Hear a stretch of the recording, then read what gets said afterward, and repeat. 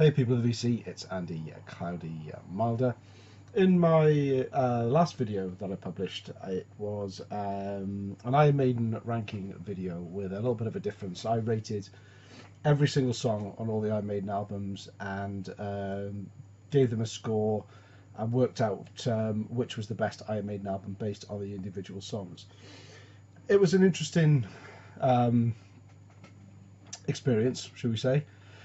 One thing I realised is it completely took away any emotional attachment or thoughts that I had of the album as a whole, because it purely just looked at each song in its own right, independently of each other, and I ended up feeling kind of a little bit cold out of it at the end.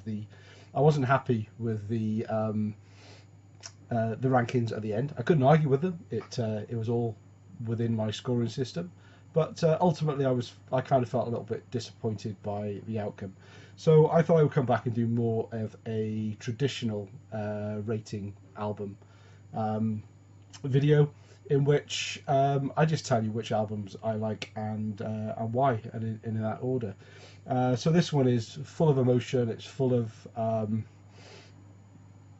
personal feelings. It's completely subjective, and what we'll do at the end is pop up the two lists together, and you can see how they rank differently when I just looked purely at the songs and when I actually looked at the album as a whole and what those albums mean to me. So without further ado, we're going to start with probably 15 and 16 together, and you may not be surprised to hear that it's Virtual 11 and the XFactor. I kind of, these could be tied at the bottom, but I would probably put Virtual 11 ahead of the XFactor, just because of the songs on there, like the Klansman, and I like Como Estias Amigos. It's very easy for people to say Iron Maiden wasn't Iron Maiden without Bruce Dickinson, but you know, the Blaze Bayley years kept Maiden going. I'm grateful for that, but I just don't think his voice was really strong enough to really give the songs the power that they needed. So that's 15 and 16. In 14th place, No Prayer for the Dying. So this was the first album that Maiden released after I was kind of moving away from my metal years in the sort of early 90s. I remember when Bring Your Daughter to the Slaughter came out and thought it was a bit of a joke record. I didn't really give it any credit. It's just not an album that I think is particularly good, and I have no emotional attachment to it at all, really. It's one of the albums that I've probably heard the least from the Bruce Dickinson years. 13th position, Fear of the Dark, Bruce Dickinson's last album before he went solo or left the band. Again, it's not an album I am that familiar with. I've listened to it a few times now, and it's grown on me a bit. Fear of the Dark was a song that I particularly disliked, and when I saw them live a couple of years ago, that was the song I probably enjoyed the least. But it's grown on me. The whole thing of going through and listening to every song surprised me in a few places. But yeah, it's just, again, an album I don't really have that much of an emotional attachment with, which is why it's so low. Next up, 12th, Dance of Death. It's got some really good songs on here. Montsegur, Passchendaele, Journeyman. The reason why this is fairly low in the rankings is the title track, really, Dance of Death. It has this pirate ditty style melody to it throughout that I just don't like it when Iron Maiden do that. They do that in a few albums and songs over the years, but overall, yeah, some great songs, but there's a lot of albums that are better than this one. So what was that, 15th, 11th? But we're in top 10, and you know, there's no real bad Maiden albums.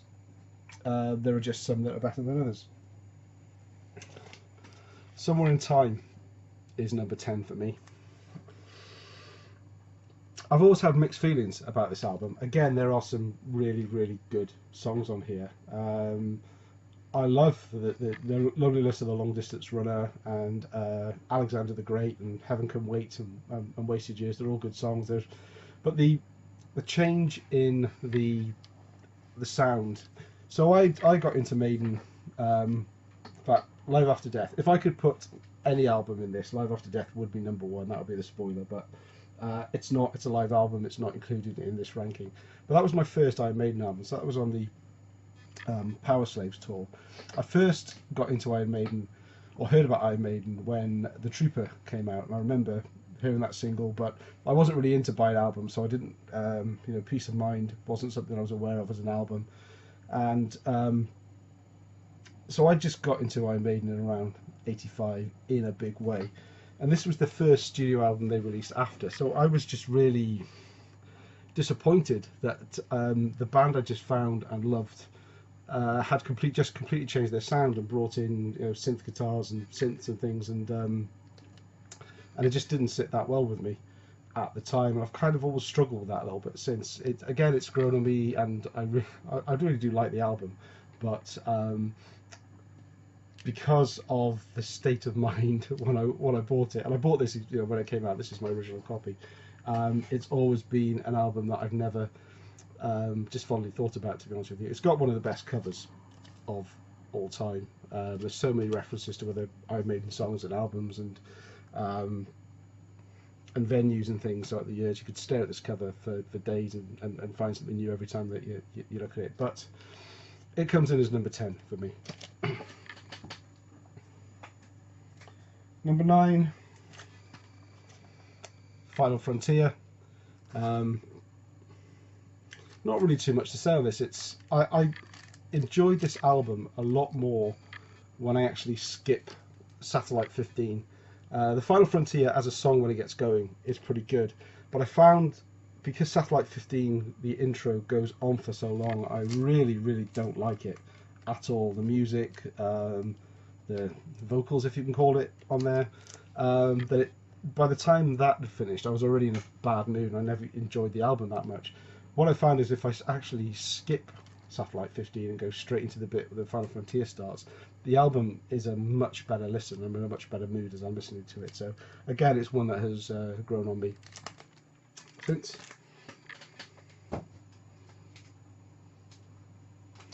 Number 8, Brave New World, Bruce Dickinson's Return. Yeah, just some great songs on here. This is one of the albums that, again, is fairly new to me, really, within the last sort of 3 or 4 years or so, even though it came out in, 2000 originally.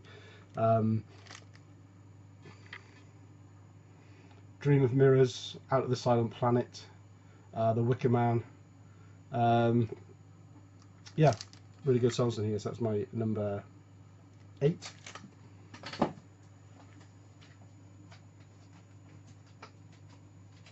Number 7, Peace of Mind. I think this would rank in a lot of people's Iron Maiden ranking videos, certainly a lot higher than 7th. So why is it 7th in mine? Well, The Trooper, as I say, is the song that got me into Iron Maiden. That's what got me to notice them in the first place. But I heard this album after I was very familiar with Alive After Death. I knew that album like the back of my hand, and when I hear the songs on here, when I first heard the songs on here, they just sounded flat and slow in comparison. And for songs like Revelations and Die With Your Boots On, it's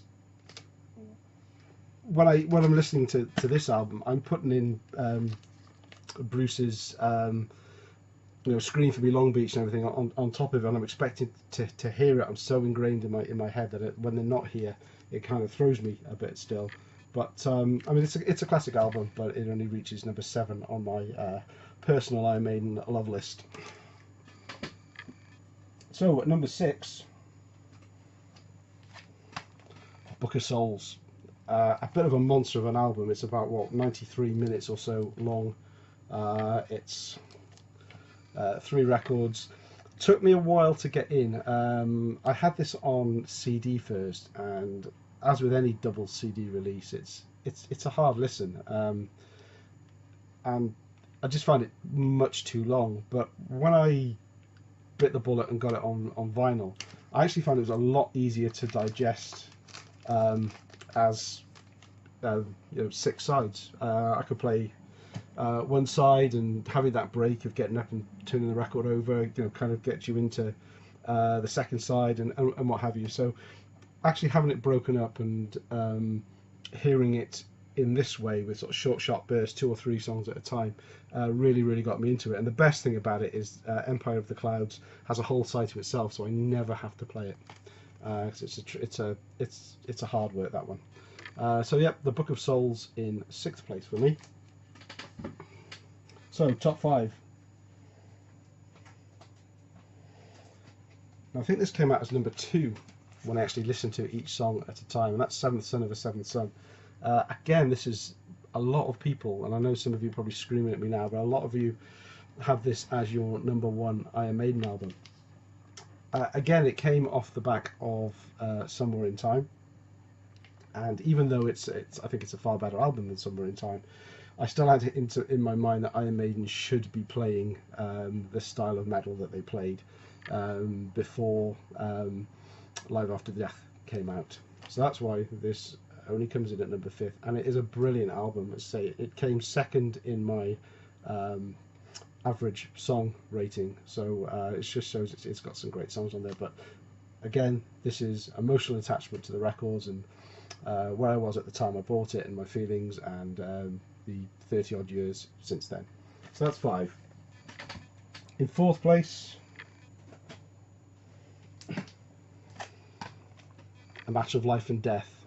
This is the highest ranking album in the second era of Dickinson in my list, and this means so much to me because when this came out I wasn't listening to any heavy metal at all. Was it 2006? And I was walking past there's a chain of shops that used to be owned by HMV. I don't know if they still are, called FOP, FOPP, in the UK, and they would sell discount stuff. It was all new, but it was a lot cheaper than you would get in some of the other stores. And I saw this in the window on CD, and it was £5. And I was on my lunch break, and I looked at it and thought, God, Iron Maiden's still going. And I was really curious, and I loved the cover. I thought the cover was brilliant. So I thought, why not? So I popped in, I bought it, I ripped it and put it on my Walkman, and I just thought, wow, that is really, really good. I expected it to just sound like the 80s Iron Maiden, but with older blokes, but it was kind of new and fresh to me. And yeah, it's just I just thought it was brilliant songs, blew me away. And it got me back listening to some of my old metal collection and going out and actually buying CDs of the vinyl that I had. I mean, I still had the vinyl, but it was in the loft, and I hadn't touched it in decades. And this is still 10 years before I started actually playing vinyl again.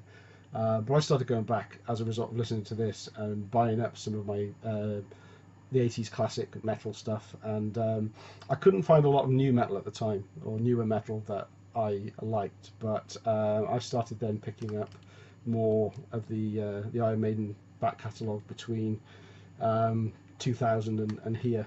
And but my whole journey in doing this channel and showing all the metal and really enjoying it and going back to gigs and stuff, it kind of stems back to this putting me back on the true and righteous path of metal. So thank you, A Matter of Life and Death. But that only comes in at 5th place. In 4th position, I have Killers, and it is very, very close between these two. Well, I put the self-titled just ahead of Killers because of the the awesome songs like Running Free, Iron Maiden, Phantom of the Opera, Prowler, even Transylvania as a instrumental is probably one of my favourite instrumentals. But Killers gave us Wrathchild and Murders in the Rue Morgue again, and Killers itself, but Wrathchild and Murders in the Rue Morgue, two of my favourite Iron Maiden songs of all time.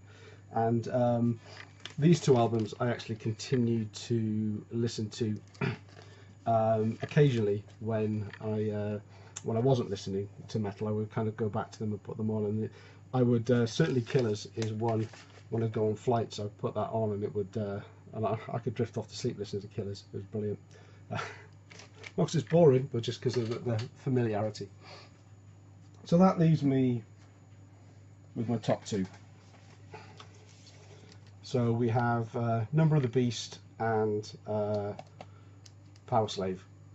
Now, before I tell you which one comes out as top, let me just give you my backstory on two of them. So, Live After Death was the first album that I had from Iron Maiden, Christmas present from my sister. Now, my sister was into all the new romantic shit, so imagine her embarrassment when she had to go into HMV and buy me this monstrosity for my Christmas present. But she got me back years later when I had to buy her a Communards album, and that was honestly I would have died if someone had seen me buy that one at the time.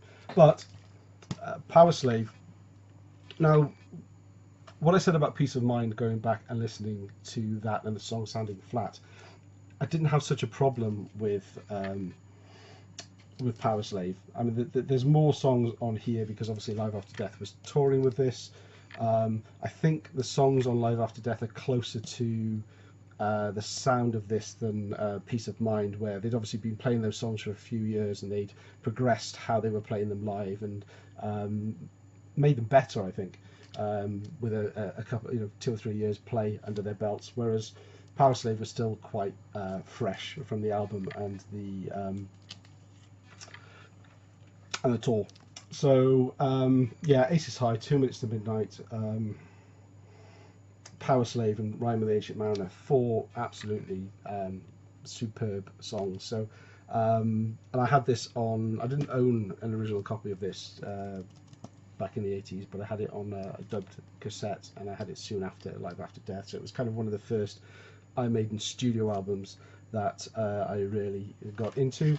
Whereas Number of the Beast, again, this was the Iron Maiden I wanted to hear when Somewhere in Time came out, and I was so bitterly disappointed. Again, I had this, I think I had these two on either side of a C90 cassette.